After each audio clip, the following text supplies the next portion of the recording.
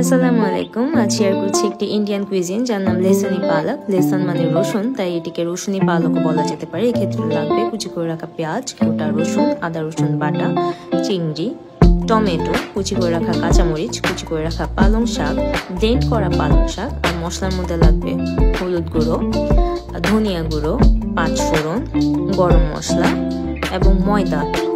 আর লাগবে লবণ, দই, চিলি ফ্লেক্স আর ঘি।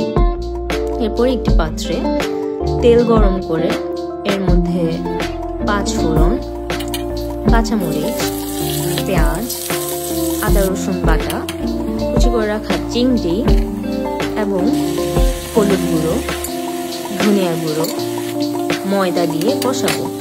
এরপর এর মধ্যে যোগ করবো টমেটো, তারপর দেবো কুচি করে রাখা পালং এবং ব্লেন্ড করে রাখা পালং দিয়ে কষাতে থাকবো।